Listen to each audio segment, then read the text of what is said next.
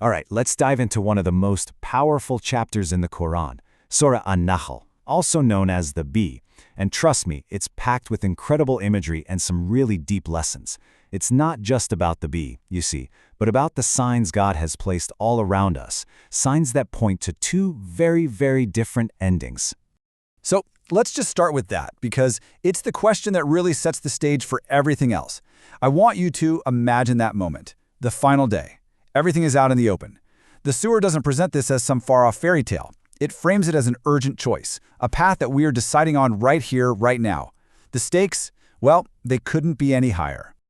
So, to kick things off, the surah paints this crystal clear picture of two completely different outcomes. There's no gray area here, it's all laid out, showing us exactly where each path leads. Just look at this stark contrast. On one side, you have the arrogant. Think about their final moments. The angels arrive to take their souls, and their last-ditch effort? Denial. We weren't doing anything wrong, but it's way too late. Their fate is sealed. Now look over to the other side, at the God-fearing. Their experience is the total opposite. The angels meet them in a state of purity, with this beautiful greeting, "Peace be upon you. Enter paradise." It's two groups, two very different encounters, and two eternally different destinies. But here's the kicker, and this is so important. This final destination isn't decided in some kind of vacuum. The surah makes it clear that the path we end up on depends entirely on how we respond to the signs God has put all around us in this life. Okay, so we're shifting gears a bit. We're moving from the unseen world of the afterlife to the very real, tangible world that's right in front of our eyes. The surah starts pointing out these everyday miracles as proof of God's incredible power and mercy. And we get three powerful examples. First, cattle. You have to think about the original audience here. This was a daily miracle for them. From between what is essentially waste and blood, you get pure, delicious milk. It's a complete transformation. Then, from the fruits of palm trees and grapevines, we get wholesome food, another direct blessing from the earth. And finally, we get to the namesake of the entire chapter, the bee. Following a path inspired by God, it produces from its belly a drink of varied colors, honey, which is literally called a healing for mankind. The message is so clear. These aren't just random facts of biology. They are signs calling out to us, inviting us to just stop and think for a second. So the chapter then makes this beautiful pivot. Okay, we've seen the signs in the world, the miracles in nature. But what does that mean for us? How does recognizing all of this actually change who we are on the inside?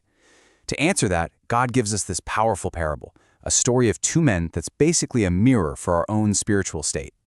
Now this story, it seems really simple on the surface, but it gets to the heart of the difference between being spiritually helpless versus having an empowered, purpose-driven faith. Let's break this down.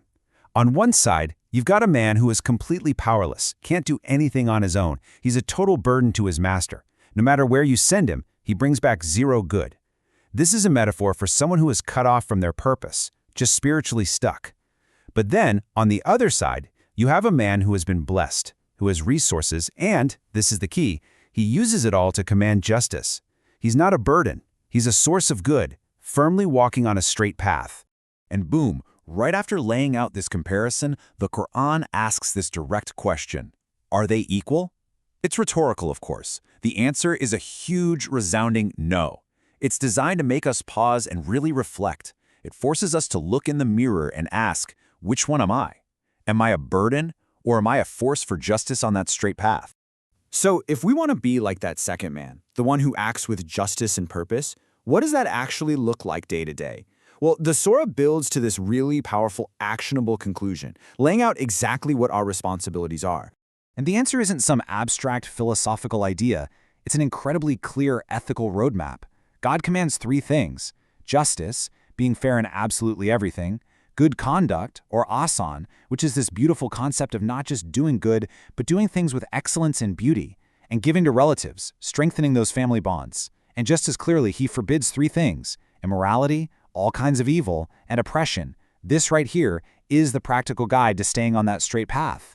Now, to really drive home how important it is to stick to this path, the surah uses this incredible metaphor. Just picture someone who spends hours painstakingly spinning strong, beautiful thread. They've created something solid, useful, and then, for no good reason, they sit down and start unraveling it all, piece by piece, until it's just a useless mess. That, the verse says, is what it's like to break your promise with God after you've made it. It's just an act of pure self-destruction. And this all culminates in a direct command: fulfill your covenant with God. And this isn't just any old promise. When we make an oath in God's name, we have literally made God himself our witness. So to break that oath isn't just breaking our word, it's disrespecting the very witness we called upon. It's unraveling the very fabric of our faith.